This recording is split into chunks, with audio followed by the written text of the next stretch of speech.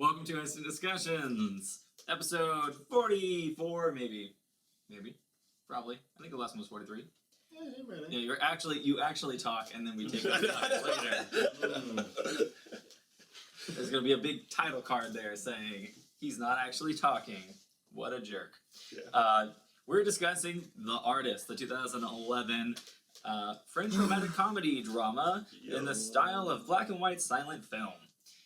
This is I think the easiest way to describe this movie is if you've seen Sound of Music, that without sound. Not Sound of Music, Singing in the Rain. It's pretty much Sound of Music, pretty much the same thing. No. What did I? Don't know. I think it's the sound thing that screwed me up there. Singing in the Rain, same movie, but without any singing. Just a bunch of rain. There's a lot of rain and sadness. Movie about the start of talkies film, and the Great Depression. And the journey that an actor has to go through and the rise of feminism. Yeah. If you get. Yeah. You get deep into there, but men struggle with women in power. Mm-hmm. That's one part, and then that's the deeper part in there. But the top level part in there is the silent actor who then can't make the transition into talkies because his voice is all weird. Bobcat. I was waiting for a bobcat. Yeah. At the very end. That's pretty. It didn't happen. Yep. I thought it was appropriate because his accent, people wouldn't be able to get over his accent. So, it's a thing where I think the beauty of it in making this movie is you've got these, you can have these actors that don't all speak English and you have them going through that just the same way you have in the silent film. As long as they're attractive and can act, like whatever, it doesn't matter. They don't have to. So this is much like with an animated film where you dub out and it can passes easier than dubbing out a film and a live action film. With a silent movie, you've got an international market right there. You can instantly port it to other countries. As soon as you got talkies in there, now you have the problem of the language barrier. Yeah. It's much harder. But because The Artist... but there wasn't also globalism at the time, or globalization.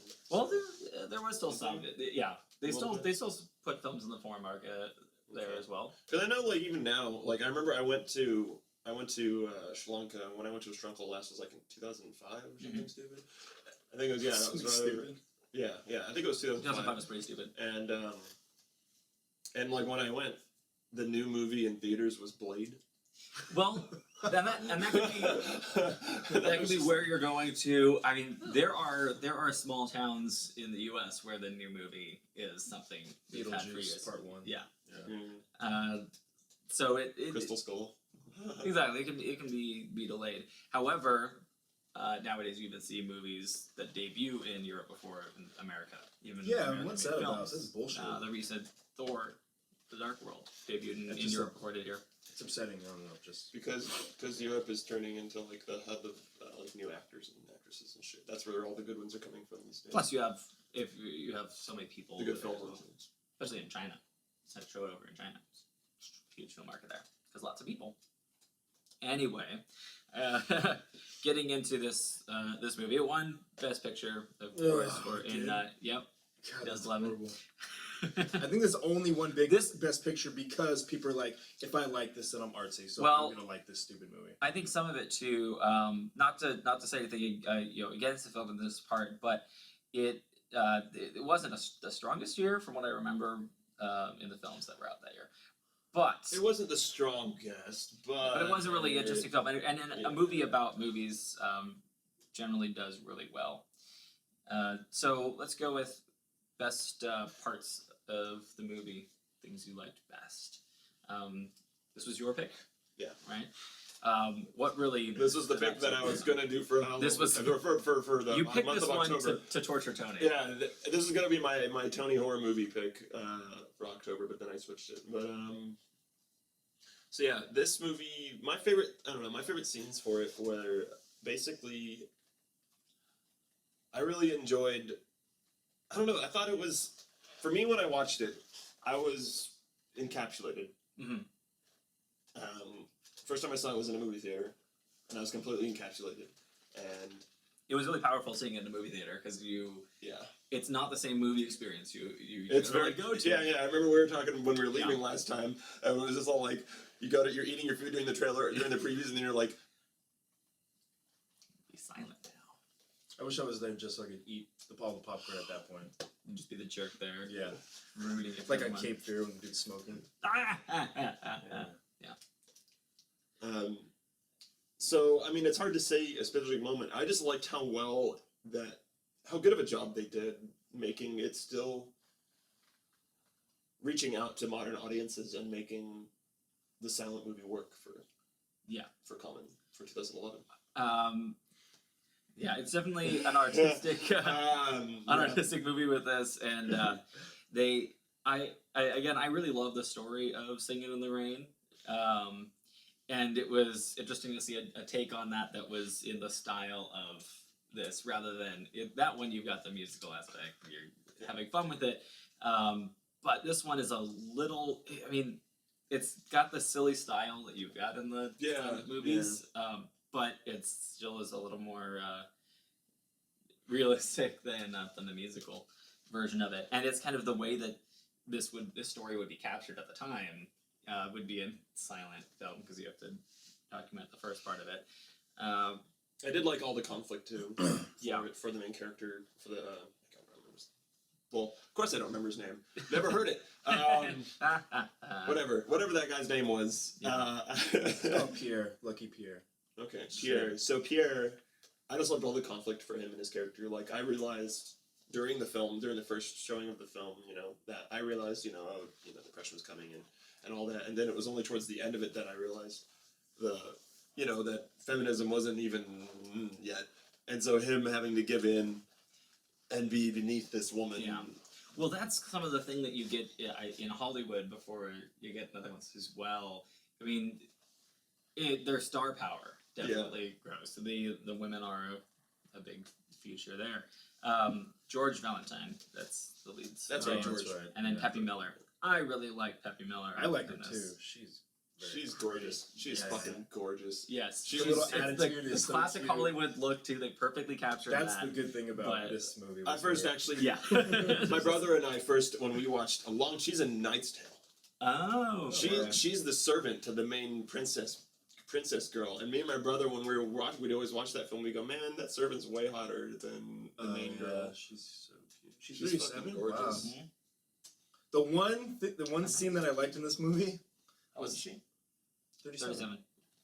The one scene that I liked was when she put her arm through the coat, and she was like, "Oh, that was adorable." All in love. I liked that scene for some reason. That was good. It's and the way she did it is like there was another person there. Those things, those moments definitely felt like I'm watching the good silent films. Watching especially the old Chaplin films.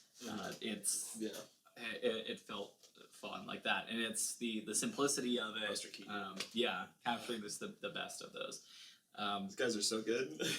So is Peppy Miller then your favorite part of the movie then? Oh yeah. Are there any other things you liked about this? Things No. Well, the dog. At least like the dog. With the dog, I can watch 70 clips of Johnny Carson where those dogs are doing the same exact thing. There's nothing new about that dog. That dog did nothing new. I was like, and people my whole family was talking about that stupid dog. No, I wasn't a huge fan of the dog, but those tricks were not original as much. I like John Goodman, and I like the less cute. I like right. What about the scene when the sound came in? When he was all of a sudden, I was like, okay, so now it's a Twilight Zone episode.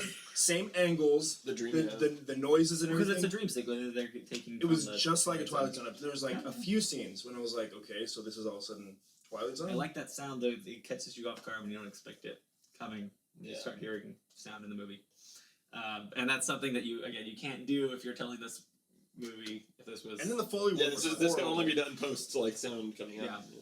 But the Foley work was horrible at that point even. Well, that was simple stuff. There's bad Foley work everywhere, and the more you watch movies, the more movies you watch, and also if you do any sound editing where you see the stock sounds in a sound editing program, then you start hearing those stock sounds everywhere, and it makes you sad. Like, especially, it's terrible. Certain monster screams. Yeah. There was a sound bite of a pig that I hear all the time. What about the truck passing then? Oh, Yeah. Those were all like just the stock sounds from Twilight Zone. The feather falling was the guy with the glasses. There's no time. When the explosion happens, it's the same exact sound. Yeah. There was time. And then the angles all of a sudden were just off to the side. All right, let's get into problems with the film. Things you didn't like. Yeah. Tony, do you have your list? We'll start with you. The dog wasn't cute. The Super story ugly dog. was just like straight out of like film school. Like there was no twist, nothing. It was just boring. Well, again, it's the same story as Singing in the Rain. There's a reason why there aren't silent films anymore. Yeah, you can't do every movie like this. Yeah. I'm glad to see that there weren't tons of people going out afterwards after this one. Yeah, Academy Award. it's slated to be. It's one it's for that story. It's kind of like using the handheld camera found footage for Cloverfield. And if you're telling the story that way, it doesn't mean that you can use that found footage for every movie, because there's some movies you see it in, like that doesn't make sense for the story. Yeah, like Twilight or not Twilight. Yeah, like Transformers or something. You can't use. Yeah, it doesn't make sense for that. But ones like this, it works. Do you have anything you didn't like in this movie?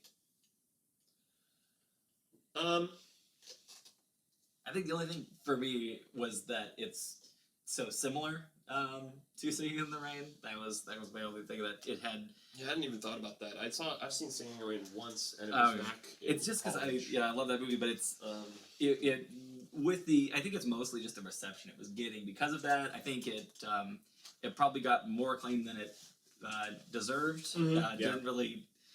I mean, I don't think it should have won for Best Picture against some other things later on, but I don't know. It's good, at least worthy of nomination for that. It's a great film about movies. Everybody that I talked to was like, "You won't believe how good it is for a silent film. It should be good for a movie, not a silent film. Take the silent part out." I think it's good for any movie, and I think, but there are silent films that are good for any movie. Were you surprised at any love point the of this Gold movie? Rush and that? I don't know about surprise. There was no twist. There's nothing like, "Oh wow." Well, I thought he was going to kill himself. I thought he was actually. That's the one thing that would have been awesome. I was like, okay, hopefully he's gonna kill himself. And then I'm like, no, but he's not going to, obviously. But he got close though. It definitely went darker than it gets. Yeah, Singing in the Rain, and that's what I appreciated that. Because even when they show the bang, and I was like, that's not him. Yeah. Like, there's no way. But it was so There's like almost no doubt in my mind. Could have been so dark. Could have been so dark. So did you think of anything? Any problems? Obvious. Too obvious. I'm trying to.